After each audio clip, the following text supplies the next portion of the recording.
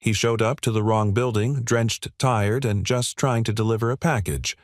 What he didn't expect was for the CEO to stop everything, look him straight in the eye, and say, "This was always yours." Sometimes the wrong turn leads to the right story. If you believe in second chances, quiet acts of kindness, and the kind of love that finds you when you've stopped looking, then stay with us. And if this is the kind of story that speaks to your heart, we invite you to subscribe and be part of a growing community that celebrates healing hope and the beauty of unexpected moments. Now, let's begin. Single dad showed up to the wrong company. The CEO looked at him and said, "This was always yours." Rain struck the windshield like 1,000 needles as Jack Monroe squinted through the blur of Seattle's early morning haze. The GPS on his cracked dashboard flickered again, recalculating the route for the third time in 10 minutes. "Come on," he muttered, tapping the screen as the digital voice barked, "You have arrived at your destination." He glanced around. No loading dock, no clinic sign.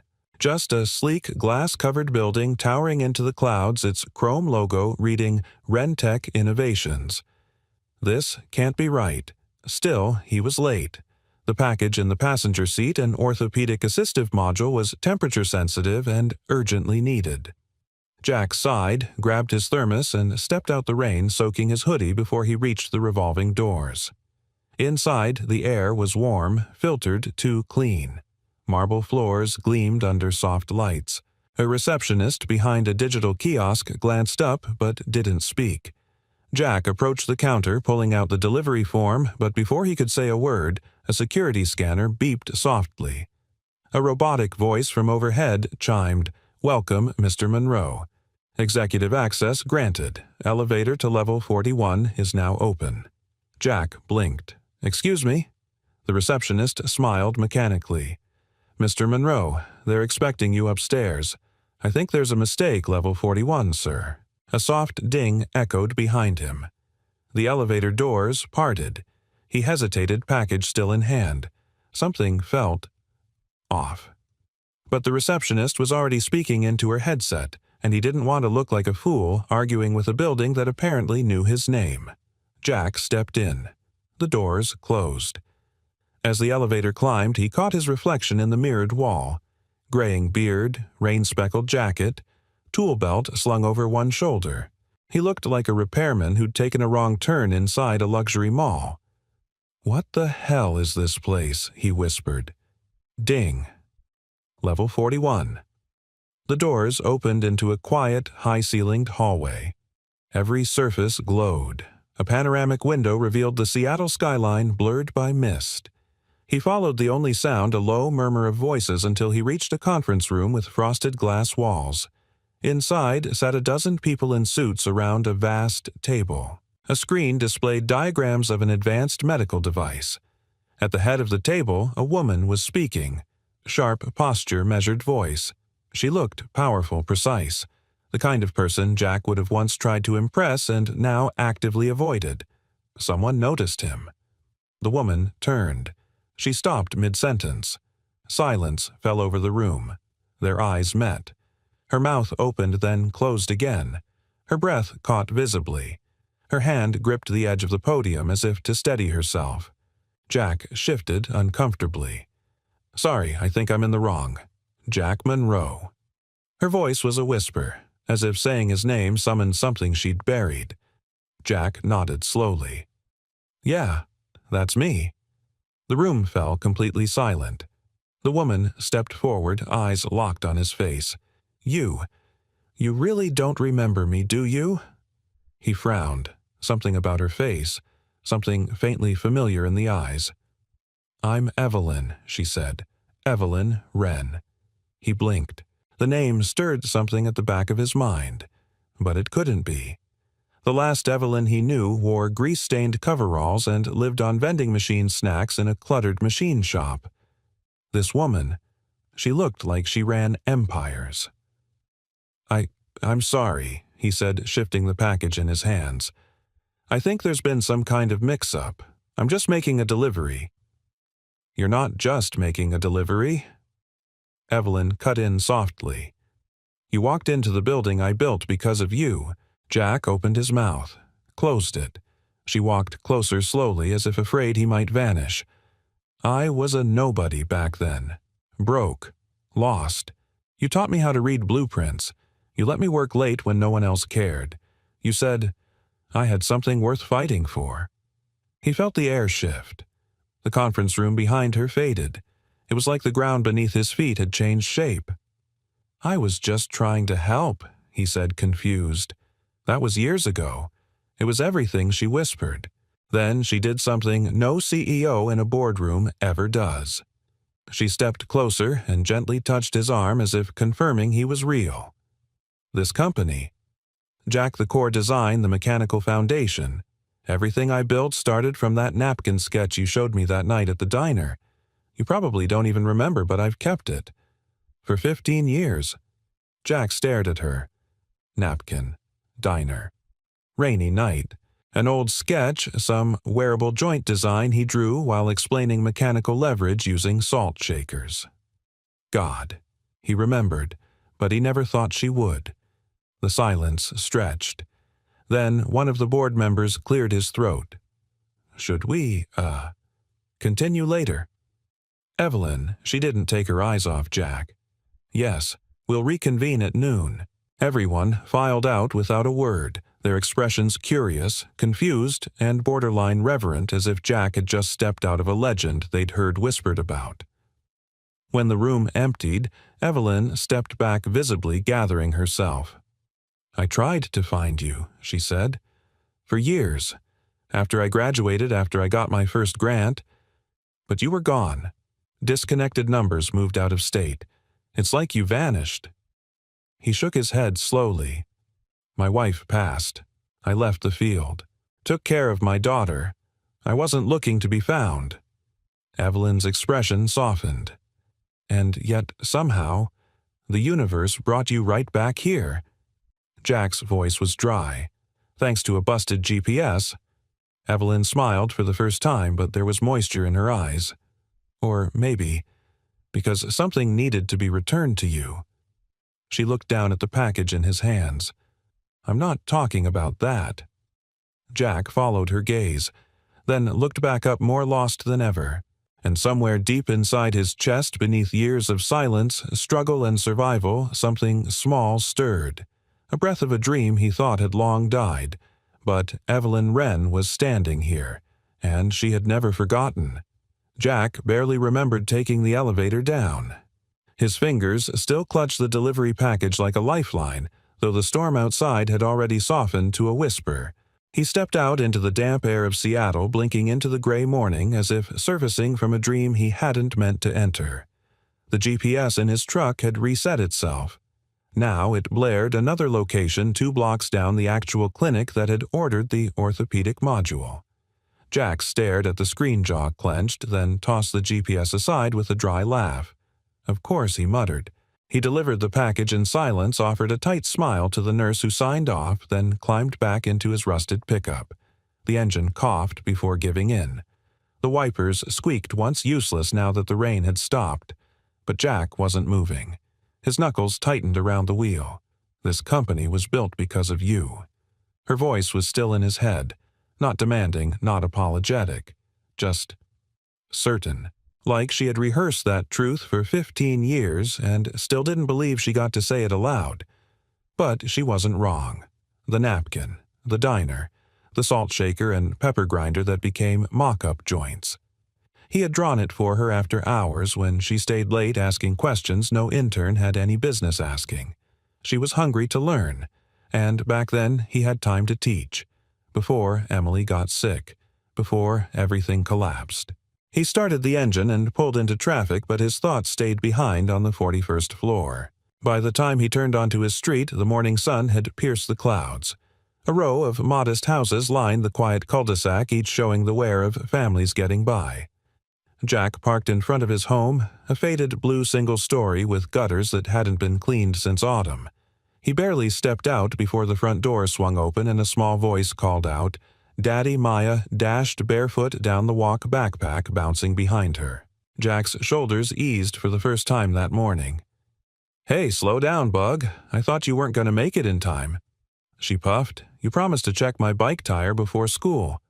He crouched down, brushing her tangled hair away from her face. I know. Sorry, I got turned around downtown. Had to deliver to a place that wasn't where it was supposed to be. Maya frowned. Another rich people tower? Jack smiled, despite himself. Something like that. He checked the tire quickly, small puncture, nothing new. He patched it with the efficiency of someone who'd fixed more than just bicycles in his lifetime. Okay, ready to roll, he said. Maya grinned, climbed on, and then paused. Dad? Yeah. You look weird. Weird how? She squinted. Like you saw a ghost or something. But not scary. More like surprised. Jack stared at her, stunned by the accuracy. Maybe I did, he said quietly. A ghost that remembers me better than I remember myself. Maya tilted her head. That doesn't make any sense. No, Jack murmured. It really doesn't. He dropped her off at school and watched her disappear through the front doors, surrounded by classmates.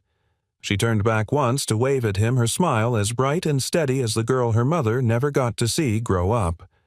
Jack didn't drive away immediately. He sat there thinking. About Evelyn, about what she'd said, about the version of him that used to believe a simple idea sketched on a napkin could change something in the world. He used to believe in those things. Used to believe in himself. Now he believed in making rent. In getting Maya to school with lunch packed and shoes tied. He believed in small victories like fixing a neighbor's dryer for $30 or finding a used textbook for Maya at Goodwill. But dreams. Those had gone silent a long time ago. And yet, someone still remembered. That night, he couldn't sleep.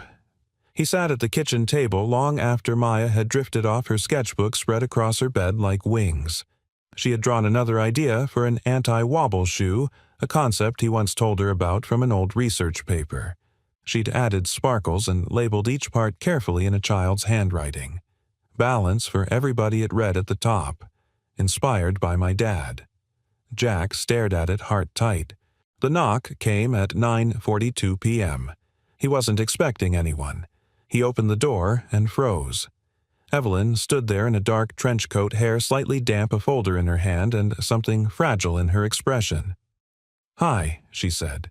Hi, he replied, unsure what universe he'd stepped into. Sorry to come this late, she said, hesitating. I didn't want to call and give you a reason to say no. He raised an eyebrow. To what? She held up the folder. To a job offer. Short term. Freelance consulting. You won't be an employee. No PR. No press. Just come in and see what we're working on. Give us advice, like you used to give me. Jack crossed his arms.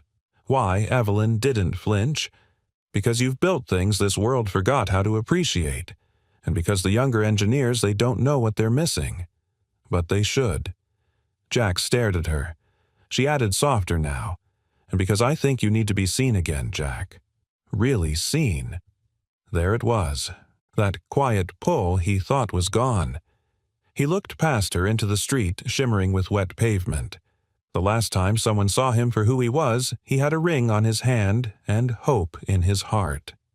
And then life swallowed all of it. But now, unexpectedly, someone had brought a piece of it back. He exhaled. Just a month, he asked. Just a month, Evelyn said. And if you hate it, I disappear. He opened the door wider. Then come in. But I make terrible coffee. She smiled. That's okay. I didn't come for coffee. The next morning, Jack stood in front of Rentec's mirrored lobby doors in a clean shirt and a jacket that hadn't seen daylight in years. It was still too loose around the shoulders. His reflection looked like a man trying to slip back into a version of himself he wasn't sure still fit. A security guard buzzed him in without question. Inside the building felt even more alien in daylight. Polished, unapologetically modern. The kind of place built to impress investors, not shelter dreamers. He walked past a team of fresh-faced employees in Rentec polos who barely glanced up from their tablets. He followed the signs toward Product Development, Mobility Division. When the elevator doors opened on the third floor, he stepped into a wide workspace full of modular desks, test rigs, 3D printers, and one big central table where half a dozen engineers stood around a half-assembled exoskeletal frame. A young man with a tablet looked up. "You're—" Monroe Jack nodded. "I thought you'd be older," the man said. Jack almost laughed. "You mean older than this?" The guy cracked a smile, then returned to his tablet without comment. A woman with cropped hair and thick glasses gave him a polite nod and motioned toward an empty desk in the corner. No nameplate, no welcome, just space. Evelyn hadn't shown up yet. Jack rolled up his sleeves. The morning passed slowly. Jack wandered the floor, watching, listening. No one asked his opinion. Most avoided eye contact. Their conversations were peppered with terms that hadn't existed when he left the field. Machine learning modules, real-time sensor optimization, predictive gait modeling. He felt like a man who'd left the country and returned to find the language had evolved without him. But tools were still tools. Steel was still steel. And torque still obeyed the same damn rules. Across the room, a junior tech named Justin was wrestling with a servo motor attached to a carbon fiber ankle joint. The motor whined, then bucked, causing the foot prototype to twist awkwardly. "It's jumping again," Justin muttered. "Dampening algorithms not syncing with the feedback loop." Jack watched a moment, then walked over. "Mind if I try something?" Justin hesitated. The others glanced up. Jack didn't wait. He crouched, pressed 2 fingers gently against the actuator casing, then loosened the tension collar by half a turn. The whine stopped. The ankle flexed smoothly. Justin blinked. "What? What did you do?" Jack didn't answer. He just handed him a pair of calipers. "Check the tolerance range now. I'm guessing you'll find the drift is under 1.5. Justin took the measurement. His eyebrows lifted. Exactly 1.4. Someone in the back muttered, "No way." Jack stood. "Your algorithm's fine. The part was misaligned from the start. You were trying to fix a mechanical issue with code. Happens all the time." For the first time that morning, the room went quiet. Jack returned to his desk without fanfare. By noon, Evelyn arrived. She walked through the lab with easy authority, greeting each employee with a nod or a kind word. Then her eyes found Jack where he sat sketching on a legal pad, one boot resting on the lower rail of his desk. "How's your first day?" she asked. Jack gestured to the workspace. Quiet, but enlightening. She leaned in, lowering her voice. "Did they let you near the hardware?" "I fixed a foot," he said. "Nobody's thrown me out yet." She smiled. "You're already famous. Apparently you spotted a defect in 2 minutes that 3 engineers missed all week." "I didn't spot anything. I just listened." "Listened?" Jack nodded toward the rig. "Motors talk.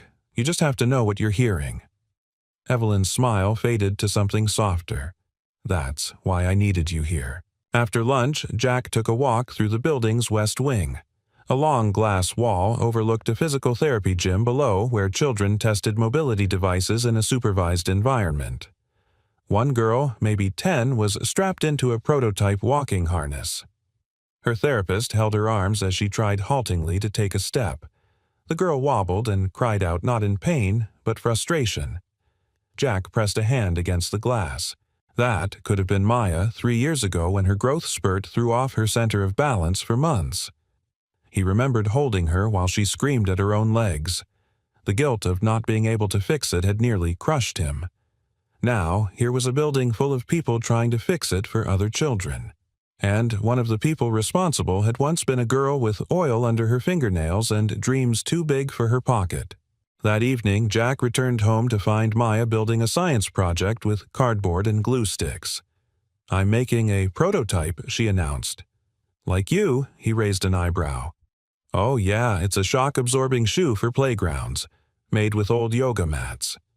He crouched next to her, taking in the messy layers of foam and her carefully labeled notes. "You know what this needs," he said. "A better design." He laughed. Well, yeah, but also, a partner. Maya beamed. You'll help me. He nodded. We'll make it together. She leaned her head on his arm. Did you have a good day, Dad? He paused. Yeah, he said, voice quiet. I remembered something I thought I lost. Like what? He looked at her, really looked, and felt that stirring again, the one Evelyn had sparked. The one he thought had burned out, like how it feels to build something that matters. Later that night, alone in the garage, Jack opened an old drawer and pulled out a cracked leather portfolio he hadn't touched in years. Inside were sketches, ideas that never made it past paper, wearable mobility bands, lightweight exosuits for kids, a shock-absorbent spine brace.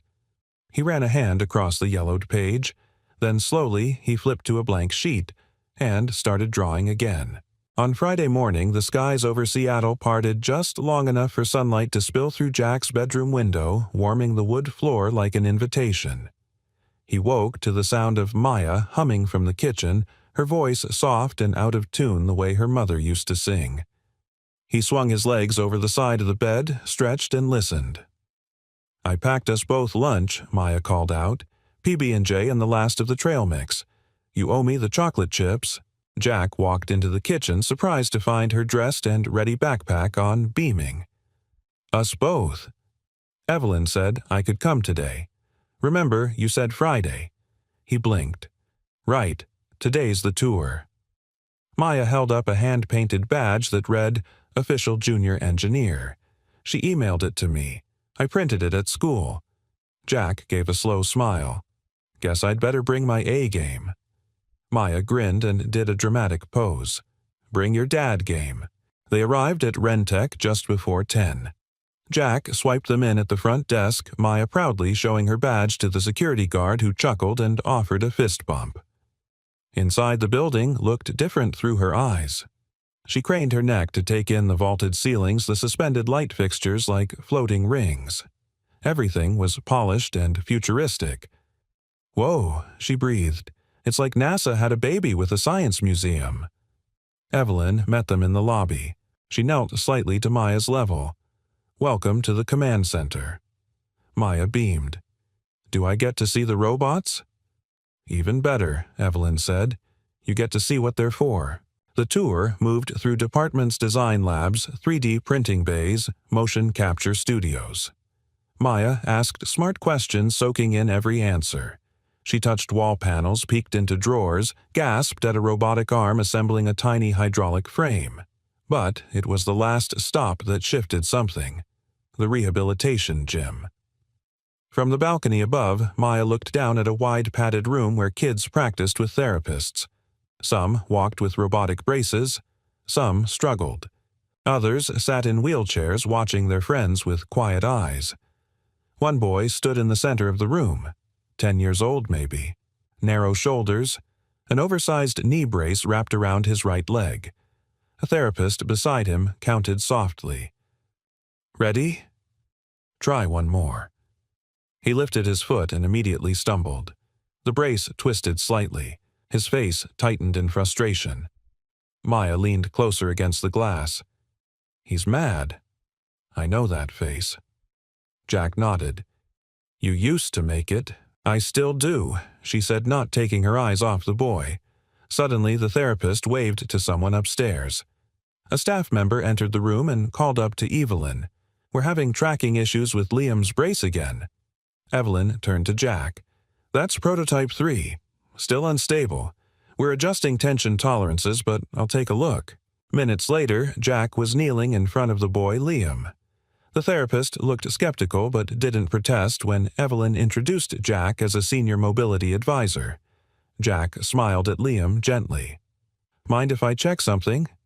Liam looked to his therapist, then gave a small nod. Jack adjusted the side joint of the brace, then ran a thumb along the inner rod, listening. He tightened 2 bolts with a quiet click. The boy shifted his weight, and for the first time, the brace didn't wobble. Jack tapped the side of it. Okay, let's try now. The room hushed. Liam lifted his leg. It held.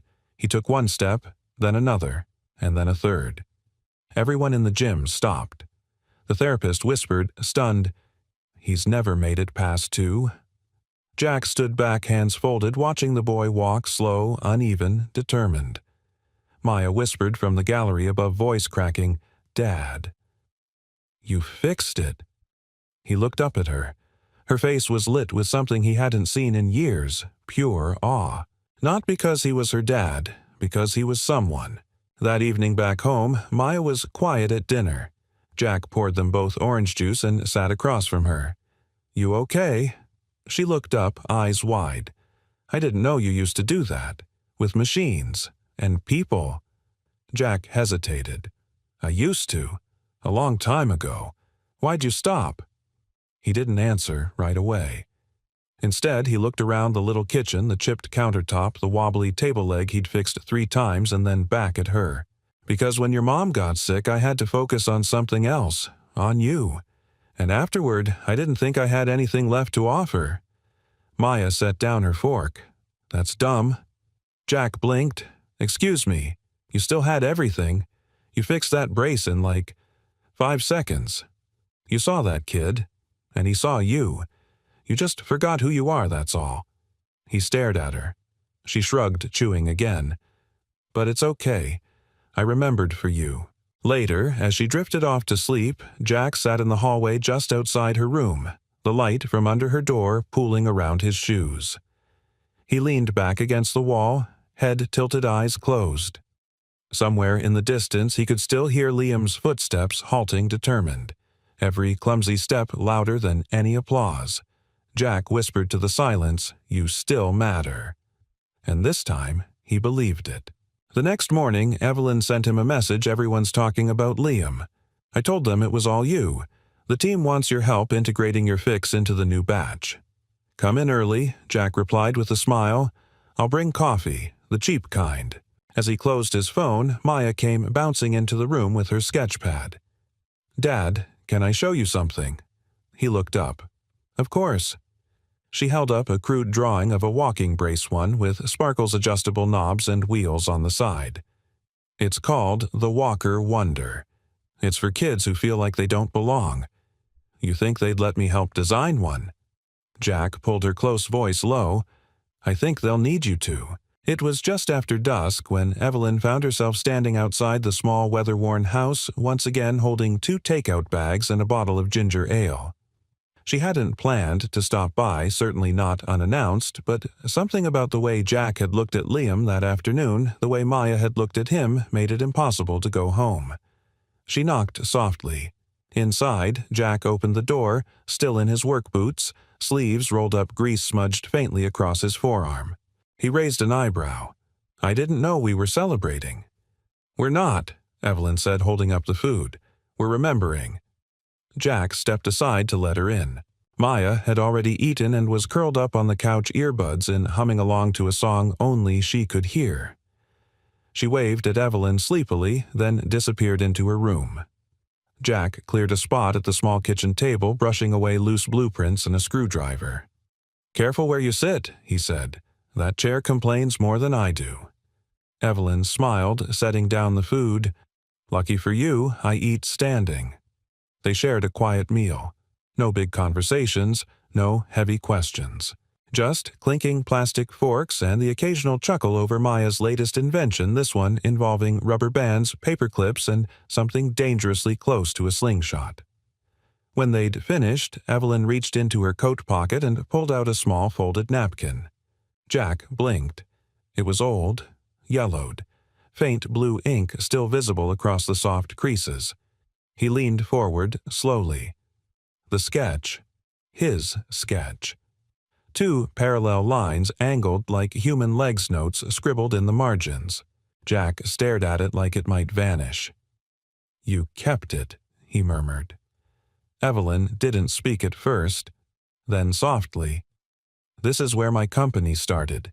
In a diner booth with a mechanic who taught me leverage by turning salt shakers into femurs." Jack let out a breath, almost a laugh, but his eyes were suddenly glossy. "You remembered all that I remembered, everything she said, because no one else ever saw me back then. She stood and walked toward the window, arms folded loosely across her chest. I was 19. Homeless. My financial aid had fallen through. I was sleeping on the floor of the college print room during finals. I lied my way into that internship just for a warm place to be. Jack's brow furrowed. I never knew. No one did, she said. I was good at hiding it. But you were the first person who didn't look past me. You explained things without making me feel dumb. You noticed when I skipped lunch. You left half a sandwich on the bench and said, "Guess I'm full today." He looked away, his throat tight. That wasn't charity. That was instinct. "No," she said gently, "that was kindness." Jack sat back in his chair, fingers tapping the table absently. "I figured you moved on, got better mentors, better tools, left all of that behind." "I never left you behind," Evelyn said. "After I graduated, I tried to reach you. I wrote to the shop, but it had closed. The number you gave me was disconnected. No email, no address. It was like you'd disappeared." "I had to," he admitted, voice barely above a whisper. Emily got worse. Then the hospital bills came. I sold the truck, dropped every freelance contract. When she passed, Maya was just 2. There was no space left in my life for blueprints. Evelyn turned toward him. Her expression held no pity, just understanding. "And yet you still carry this," she said, gesturing toward the designs strewn on the table. He smiled faintly. "Guess some dreams get folded up but never thrown out." She stepped closer, eyes meeting his. "I wanted to say thank you a long time ago, Jack. Not just for the sketch, for the way you saw me. You gave me permission to believe I could build something when I didn't even believe I belonged." He looked at her. Really looked and saw not just the CEO or the driven woman he'd encountered again weeks ago, but the girl from the shop floor. The one with the smudged glasses and hunger in her eyes. The one who never stopped asking why. "I think," Jack said, voice low, "you would have built this company with or without me." "No," she said simply. "Without you, I would have survived, but I never would have dared." The silence that followed wasn't awkward. It was thick with something unspoken, deeper than nostalgia, more fragile than romance. A tether. Evelyn sat again, her hands wrapped around the bottle of ginger ale like it held something sacred. "I think," she said, choosing her words carefully, "there's a version of this story where we stayed in touch, where I found you sooner, where maybe we didn't just meet in a memory." Jack's gaze dropped to the napkin sketch. He nodded. "I've imagined that version, too." Evelyn looked down, then laughed once softly. "We sound like 2 people who missed their train and decided the station was home." Jack met her eyes. Maybe. Or maybe the train just took a longer route. Just then, Maya cracked open her door, hair-tousled eyes half-lidded. Dad Jack stood immediately. "Yeah, honey," she rubbed her eyes. "You were singing. In your head." He chuckled. "Was I?" She nodded. "Mom said you used to hum when you were happy." The room went still. Jack blinked hard, then smiled. She was right. Maya looked at Evelyn. "Are you staying?" Evelyn smiled kindly. "Not tonight." Maya looked disappointed. "Okay. Good night, then." Jack walked her back to bed and tucked her in. When he returned, Evelyn had gathered her coat but hadn't moved toward the door. "I meant what I said," she told him. "You didn't just give me knowledge, you gave me permission." Jack nodded. "And you gave it back." She lingered a moment longer, then stepped outside. The night air was crisp. Evelyn turned at the bottom of the porch steps. "I still have your wrench," she said. "The one you let me borrow forever." "It's in my office." Jack laughed. "Guess you owe me a visit." She smiled. "Maybe I'll bring it back." "Eventually." As she disappeared into the night, Jack stood in the doorway, hand resting on the frame. And for the first time in years, he didn't feel like a man left behind. He felt like a man on his way. The following Monday at Rentec began, like most others, coffee keycard buzzes and early morning chatter from the engineering floor. But beneath the hum of activity, something had shifted. Jack could feel it. He entered the workspace with a quiet nod to the staff, set his thermos down, and immediately sensed the room wasn't as warm as it had been last week. The nods were fewer. A few glances darted his way, then quickly looked elsewhere. He didn't take it personally. He never did. But he noticed. Especially when Justin, the young engineer who'd once eagerly sought his input, now kept his distance, head buried in his laptop. Jack sat at his desk reviewing new data on the gait assist units they were optimizing for children with limited hip mobility. But the numbers blurred. He leaned back, staring at the ceiling, listening again this time, not for motors, but for the silence between people. Something was wrong. Upstairs in a corner office walled with glass and influence, Margot Sloan watched the lab's live feed. She didn't like what she saw. Margot was one of Rentec's earliest private equity investors. In her 60s, impeccably styled and sharp-eyed, she wore power like perfume. She hadn't built this company, but she had ensured it survived its early winters. And she didn't like uncertainty, particularly not when it walked through her company's front door in steel-toed boots and fixed billion-dollar tech with a wrench. She picked up her phone. "Evelyn," she said calmly, "come see me." Evelyn arrived minutes later, still in her lab coat, her expression unreadable. "You're worried about Jack," she said, skipping the formalities. Margot smiled thinly. "Worried, number cautious?" "Absolutely." Evelyn folded her arms. "He's consulting, quietly. No interviews, no press." "But people are talking," Margot said. "Your engineers follow him around like he's Moses. You gave him floor access, proprietary datasets, and your personal endorsement. Do you know how that looks?" Evelyn's jaw tightened. "Like trust." Margot steepled her fingers. "I have no issue with trust. I have issue with structure. The media's sniffing around the Liam story. They're going to ask who fixed that brace. They're going to find him. And when they do, if they learn he's not on the payroll, not a shareholder, not protected." "What then?" Evelyn said. "Nothing." Margot leaned forward. "Evelyn, you built this company with rigor, discipline. You don't need ghosts from your past, however well-meaning, disrupting what you've built." Evelyn's voice dropped. "He's not a ghost. He's part of this foundation." "Then put him in writing," Margot said coldly. "Or put him outside the walls." By lunchtime, the whispers had reached the floor. Jack heard his name twice from behind closed doors, once in a hallway, once from a passing intern who immediately turned red upon seeing him. He didn't need to ask. He'd lived this before at the last job he had before Emily got sick. The one where a supervisor liked his ideas but not his presence. The one where he'd been called a little too unpolished for client-facing roles. Now, here he was again. No title, no badge. Just experience and no shield. At 3:10 p.m., Evelyn came down. Her face betrayed nothing as she motioned for Jack to join her outside. They stepped into a side stairwell, quiet and concrete and echoing like a confessional. "They're putting pressure on you," Jack said. She nodded. "Margot wants boundaries." "I don't blame her," Jack replied. "You've got millions in funding and a guy who showed up in a rain-soaked hoodie fixing critical tech with his fingers. It's not about the hoodie." He smiled. "It never is." They stood in silence for a moment. "I can go," Jack said finally. "I came because you asked, but I never meant to threaten anything." Evelyn's voice cracked slightly. "You didn't threaten anything. You reminded people of something. That knowledge isn't always shiny. That real value can't be dressed up." Jack leaned against the railing. "I don't want Maya caught in this." Evelyn looked up at him sharply. "She's not. She's inspired. You saw the way she lit up. You made her believe." "I can do that from home," Jack said. "I don't need a badge to be her dad." "No," Evelyn whispered, "but maybe for once, you deserve to be more than just her dad." He turned to her, then eyes searching. Evelyn took a breath. "Jack, I've spent 15 years building something because of what you showed me.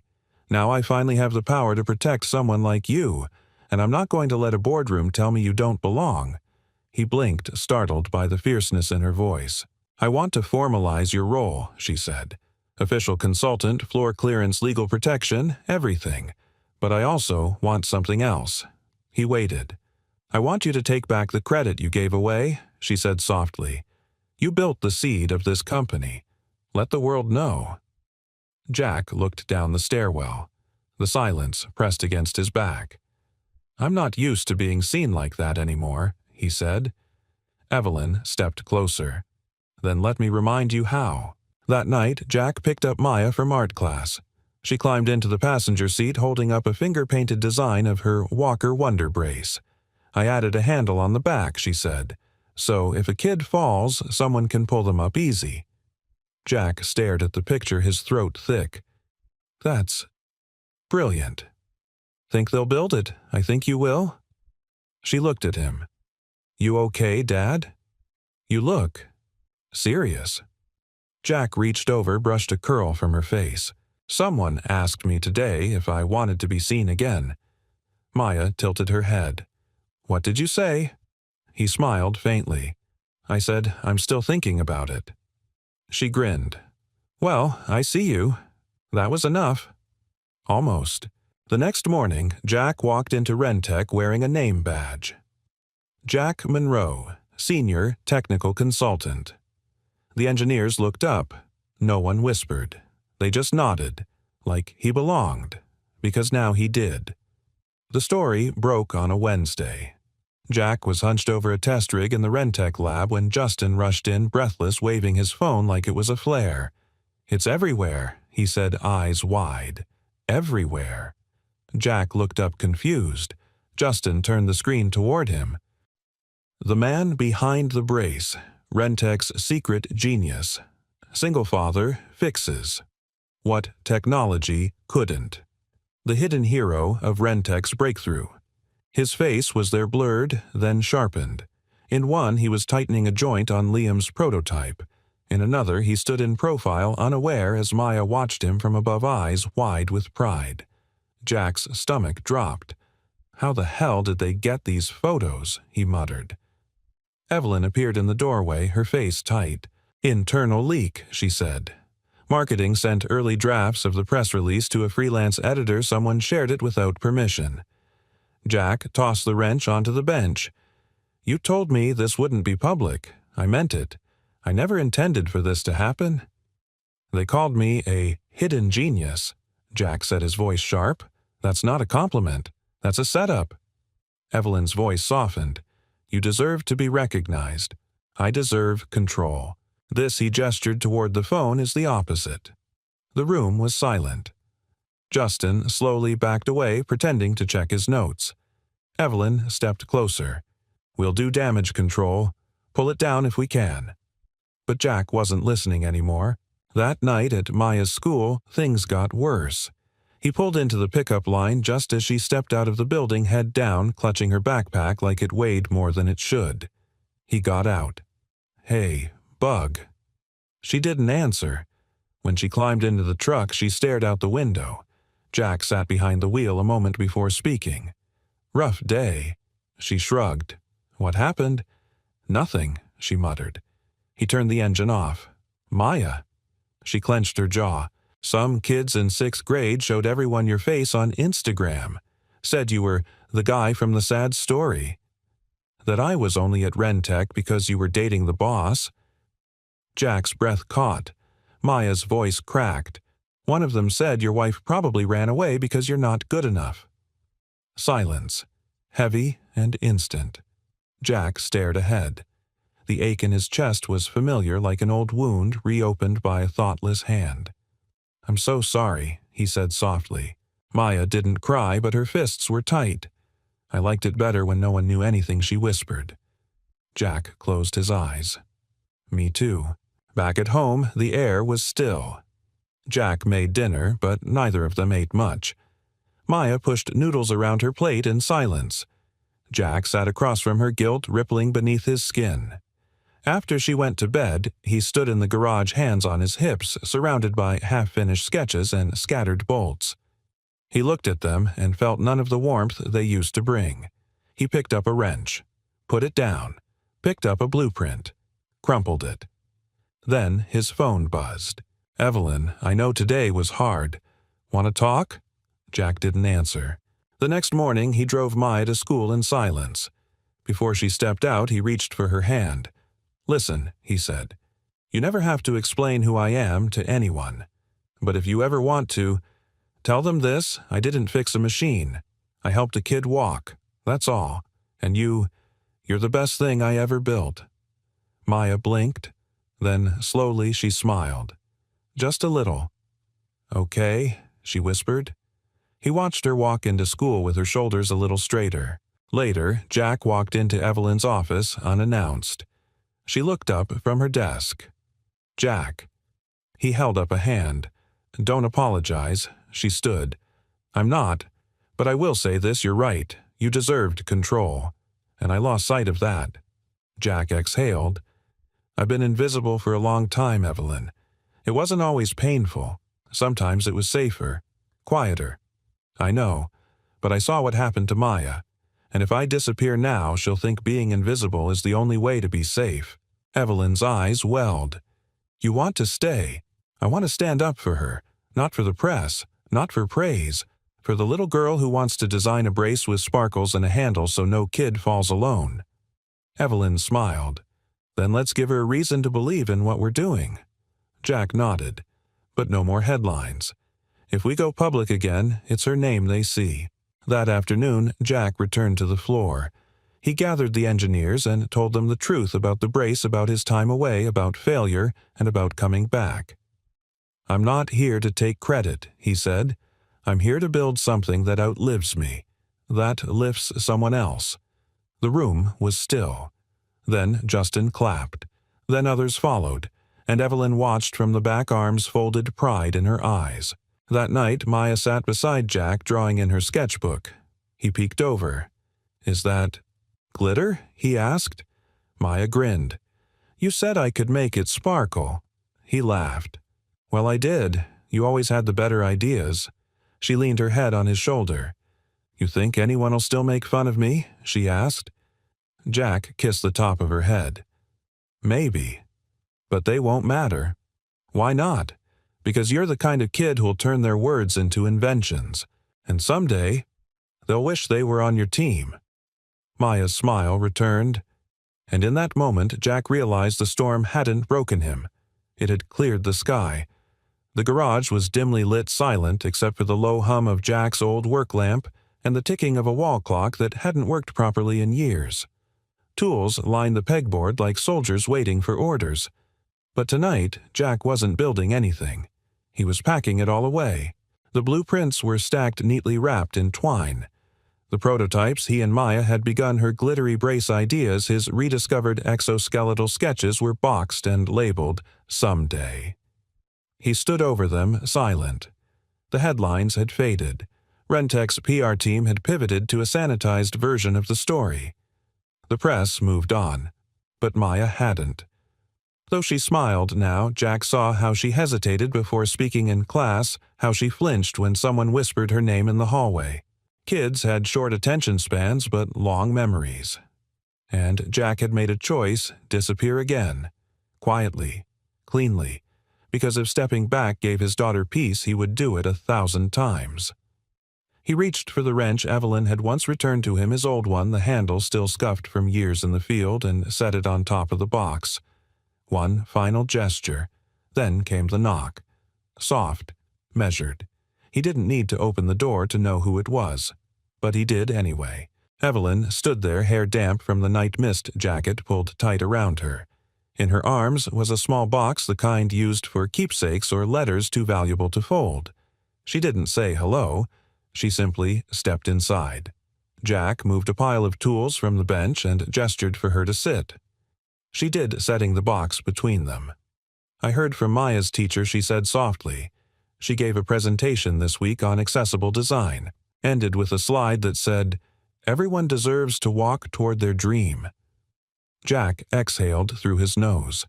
She wrote that by herself. She said it was something her dad told her once. His jaw tightened. Evelyn looked around. "So this is how you vanish?" "I'm not vanishing," he said. "I'm protecting her. She doesn't need your protection, Jack. She needs your presence. There's a difference. Jack sat heavily on the stool beside her. She's just a kid, and you're her model for what showing up looks like. He rubbed his hands together. They were rough from years of manual work, but he had always preferred calluses to regrets. She'll be fine, he said. Kids are resilient. She doesn't need to be fine, Evelyn said. She needs to see her father believe in himself. Jack was silent.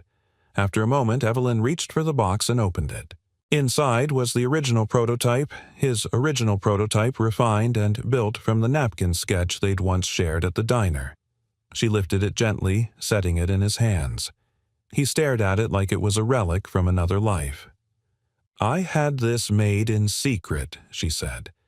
Not because you needed a reminder, because I did. He turned it over slowly. The lines were the same. So were the mechanics.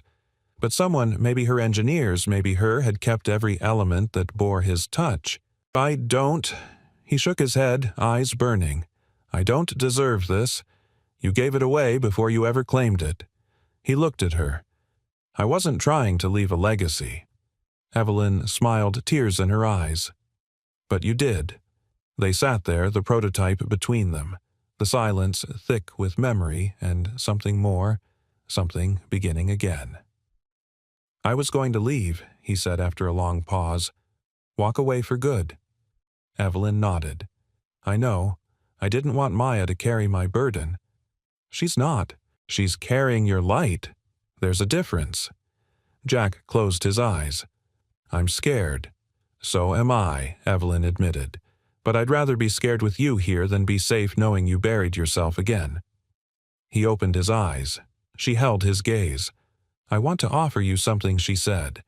But this time, not as a CEO, not as the girl you once helped. As a partner.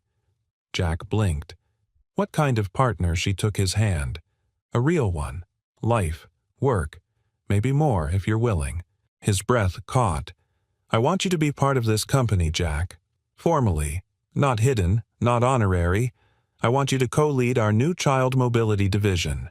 With your name. Your vision. And Maya's ideas, too. He looked down. I walked away once. And still, you came back. Jack said nothing for a long while. Then finally, I don't have the polish. I don't know half the new language your engineers use. But they listen to you. Because you know what matters. She smiled. You taught me what matters. He looked at the prototype again. Then at the boxes filled with someday. Maybe it's time, he said slowly, to stop putting someday in a box. She nodded, eyes glistening. Maybe it's time to build it instead. Jack smiled, small at first, then real. And in that dim garage surrounded by memories of things he once let go, he finally reached out and took back what had always been his.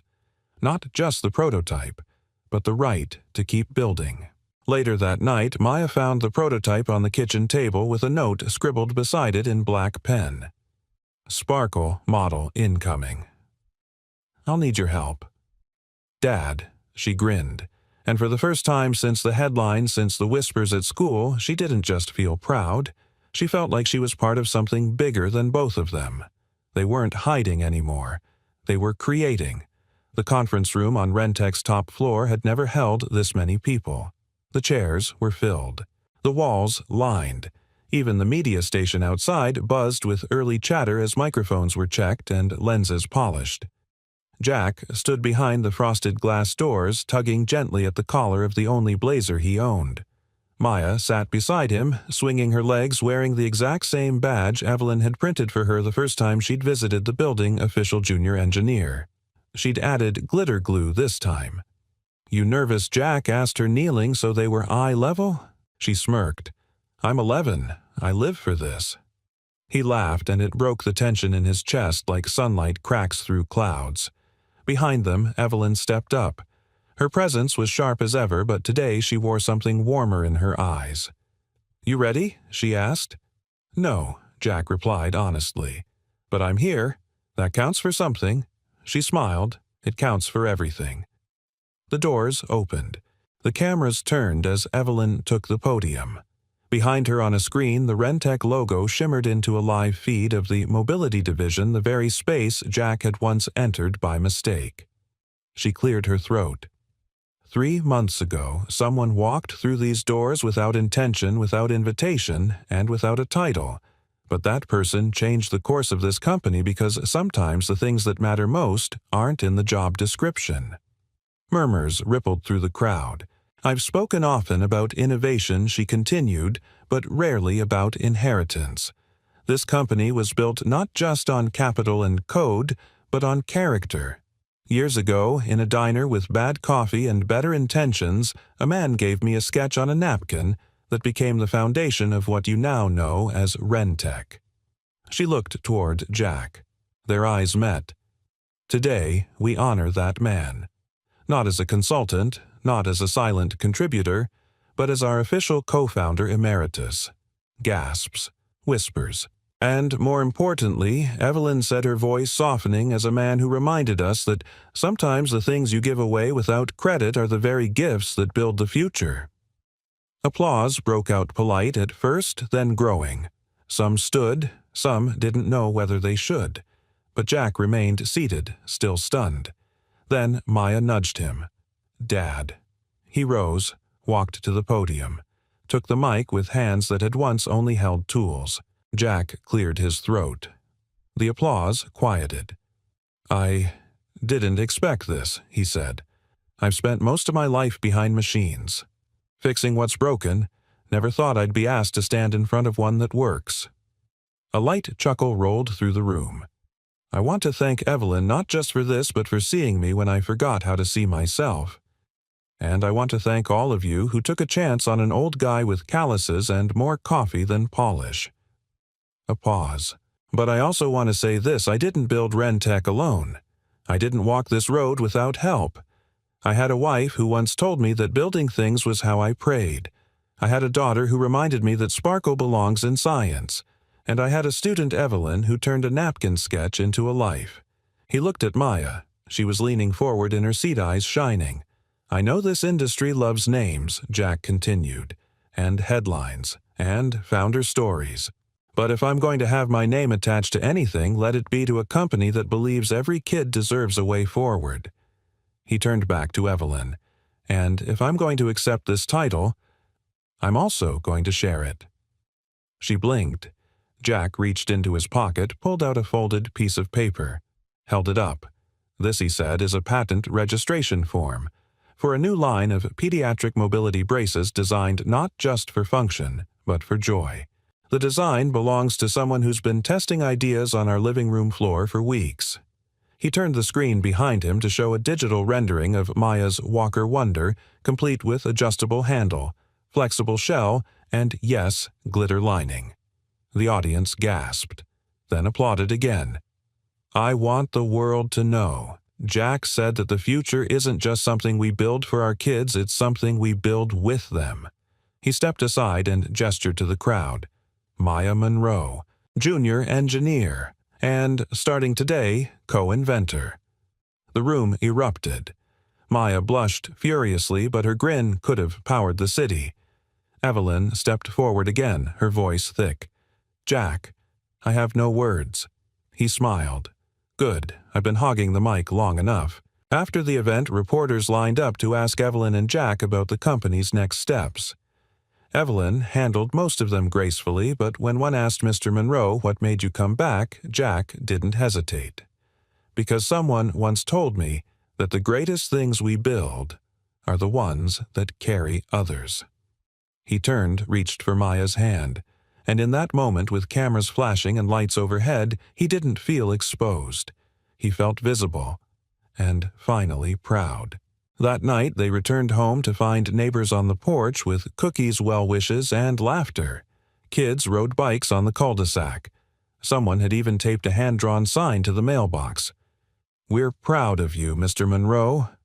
Maya beamed. Jack turned to Evelyn as she stood beside him, arms folded, smiling softly. You started something big today, she said. He shook his head. We did. She stepped closer, lowered her voice. I wasn't just talking about the company. He looked at her, eyes gentle. neither was I. And in that shared stillness with warmth in their hearts and a world slowly tilting toward something better, Jack Monroe finally accepted not only the title he'd once been too humble to claim, but the life that came with it. A life built on grace, and reclaimed piece by love. The days that followed felt different. Not louder, not flashier, just fuller. The lab buzzed with new energy. Engineers who once avoided eye contact now pulled Jack aside to ask questions, to show him prototypes, to hear his thoughts, not because they had to, but because they wanted to. They had seen what he brought to life, not just in metal or code, but in people. Rentec's new pediatric line Stride Bright had officially launched as a collaboration between Jack's mechanics, Evelyn's systems vision, and Maya's startling, sparkly creativity. The name had been Maya's suggestion. Because we're helping kids walk toward something bright, she'd explained. Even Margot Sloan, ever poised and pragmatic, had pulled Jack aside to say, "I underestimated you. That won't happen again." Jack had nodded, equal parts amused and humbled. Most people do. It's all right, gives me a head start. The weeks became rhythm. Every morning, Jack and Evelyn met in the design bay with coffee and quiet conversations before the team arrived. Jack would bring in sketches from late-night thoughts, and Evelyn would slide in spreadsheets or CAD modifications while teasing his handwriting. "You do know it's 2025, right?" she smirked one morning. "There's software for this." "I am the software," Jack replied. She laughed, really laughed, and Jack smiled like a man who hadn't for a long time remembered the sound of joy as something he was allowed to cause. One evening, the lab emptied early after a team milestone, a successful test of their lightest ever frame. The engineers had gone out to celebrate, but Jack stayed behind, tweaking torque settings on the new Wonder model brace, which now came in 3 sizes and 5 colors. Evelyn reappeared holding a bottle of wine and 2 paper cups. "I don't have glasses," she said, shrugging. "Didn't plan on this." Jack wiped his hands and nodded to the prototype. "Neither did I. Still turned out okay." They poured. "Toasted." "To sparkle," she said. "To strength," he replied. They sat side by side on the bench legs, brushing, not quite touching. The lab lights buzzed softly overhead, casting a gold hue over years of work-loss rediscovery, and the delicate, impossible thing growing between them now. "I never asked," she said, after a moment. "Do you miss the old version of your life?" He exhaled. "Sometimes I miss the simplicity of it. Just fixing things and coming home to Maya. I knew where I stood. And now," he looked at her. "Now I'm learning to stand taller." She nodded, swirling her wine. "I always thought leadership was about knowing exactly where you're going," she said. "But lately, I think maybe it's about having someone to walk beside even when you're not sure." Jack turned to her. "That's not leadership," he said. "That's love." The word hung there, soft, undemanding, real. She didn't flinch. Instead, Evelyn set her cup down, folded her hands in her lap, and asked quietly, "If we had met again sooner, do you think we would have found our way here anyway?" Jack took a long breath. "I think we might have gotten in our own way. Back then I thought I had to do everything alone. That being strong meant being silent. I don't think I could have seen you for who you were becoming." She smiled gently. "And I was so determined to prove myself I probably would have chased the next ladder before realizing the one I needed was already beside me." They both laughed. Soft understanding. Then silence. Not because there was nothing to say, but because they didn't need to say it. And then Evelyn whispered something she hadn't said out loud in years. "I'm tired of standing alone at the top." Jack looked at her, truly looked. The woman who had built an empire from a napkin and fire, who had weathered boardroom's burnout betrayal, who had found him again not to use him, but to return something he never asked for back. "I'm not good at this," he said honestly. "I come with dents, some sharp edges." Evelyn smiled. "So do all the best tools." And just like that, something broke open between them. Not rushed, not rehearsed, earned. She leaned in first just enough.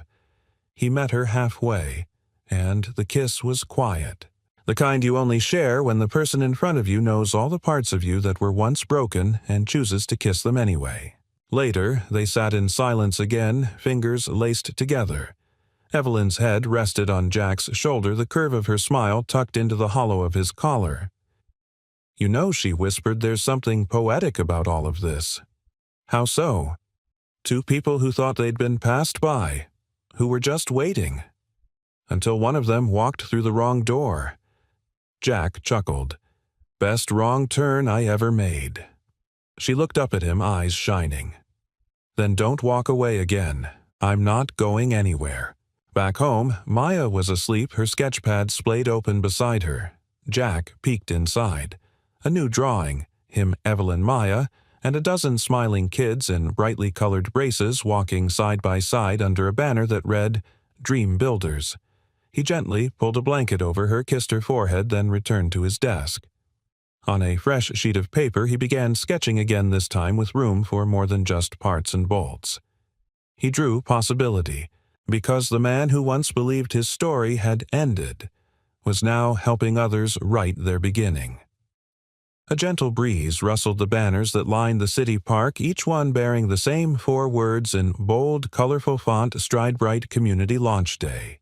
Beneath the archway, volunteers in Rentec t-shirts guided families toward rows of booths, activity tables, and an open demo area where children in bright mobility braces took their first public steps, some wobbling, some running, all smiling. It was more than an event.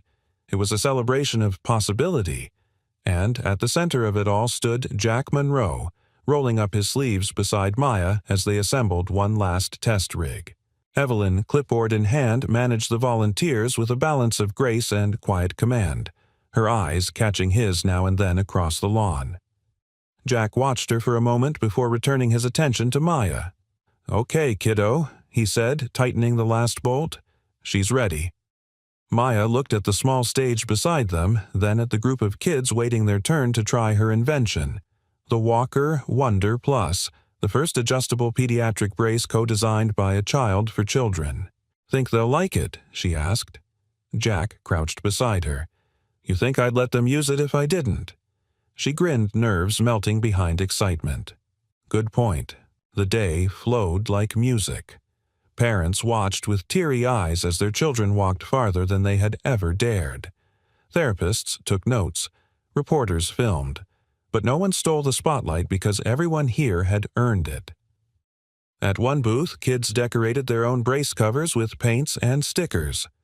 At another, engineers demonstrated how their prototypes adapted to individual needs. Nearby, Evelyn gave interviews not about projections or patents, but about stories. Human ones. Jack stood near the back for most of it, content to observe, until Evelyn found him again in the quietest corner of the field. "They keep asking me where you are," she said. "I'm right here. They mean why you're not on stage." Jack shrugged. "Today's not about me." Evelyn tilted her head. "You really still believe that I really believe," he said gently, "that everything worth building has to outgrow its builder?" She smiled. "So you're saying we've succeeded. I'm saying we've begun." Later that afternoon, Jack stood before the final audience of the day, a crowd of parents, educators, and community leaders gathered under a white canopy as the sun cast gold across the lawn. Evelyn introduced him not with fanfare, but with a sentence that hushed the crowd. "This man taught me that small kindness can build empires, and that building one dream often starts by helping someone else believe in theirs." Jack stepped up to the mic, Maya beside him, holding her glitter-splashed prototype like a trophy made of heart. He looked at her, then out at the sea of faces. "My name is Jack Monroe," he began, "and for a long time I thought my best work was behind me.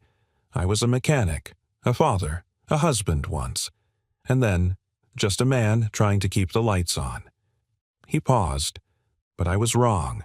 He lifted Maya's brace. "This is the best thing I've ever helped build. Not because of how it moves, but because of why it exists." He turned to Maya, voice catching. My daughter believed in me before I remembered how to believe in myself. And that's what changed everything." Maya blushed, grinning behind her curls. "I used to think I was just fixing machines," Jack said. "But now I know I was always meant to help people walk forward, to walk toward something, toward a life, toward hope, toward each other." The applause that followed wasn't thunderous, it was steady, heartfelt. The kind that doesn't cheer for spectacle but for truth. Afterward, as the crowd dispersed and families lingered in the golden hour light, Jack pulled Maya aside near the edge of the field. In his hand was a slim, wrapped envelope. "What's this?" she asked. He handed it to her gently.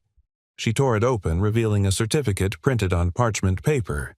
Her name at the top in bold serif, Maya Monroe, official co-inventor and junior partner. In recognition of her contribution to the Walker Wonder series and the future of pediatric mobility. Beneath it was a small gold-embossed logo, Rentec Plus Maya Designs. Her mouth fell open. You're serious?" Jack nodded, eyes glinting. "You're the reason half those kids are smiling today." She threw her arms around him, squeezing so hard he almost dropped the frame. "You gave me the idea," she said. "And you gave it life," he whispered. She stepped back, holding the certificate to her chest like it was oxygen. "I'm going to hang this on my wall," I figured. "But, Dad." "Yeah." Her voice dropped to a near whisper. "Does this mean we're kind of a team now?" Jack bent to meet her eyes. "Kiddo, we've always been a team." She smiled so wide it nearly split her face. As the sun dipped low and the last tent came down, Evelyn found Jack sitting on a bench watching the shadows grow long. She sat beside him without a word. They watched Maya run through the grass, a pack of other kids chasing after her, braces glinting like superhero gear. "It's beautiful," Evelyn said softly. Jack nodded. "It is." Evelyn turned to him. "So, what now?" He looked up at the sky, then at her. "Now," he said, "now we keep walking." She reached for his hand, and as the stars blinked alive overhead, quiet, steady waiting, Jack knew something he hadn't believed for years. That no matter how far you've fallen, there's always a way back to light. You just have to follow the steps of the people you love. Final message. This is a story not just about second chances, but about the quiet, steady power of kindness, about the gifts we give that we forget, and the lives they shape long after we've moved on. May it remind you that no kindness is wasted, no love is too late, and that the best things we build are never built alone. Thank you for walking with Jack, Evelyn, and Maya. Keep walking forward. We'd love to know, where in the world are you watching from? Let us know in the comments below. Your stories and reflections always inspire us. And if this story touched your heart, consider subscribing to the channel. Every week we bring you more stories of kindness, resilience, and quiet moments that change everything. Thank you so much for watching, and until next time, take care of yourself and take care of each other.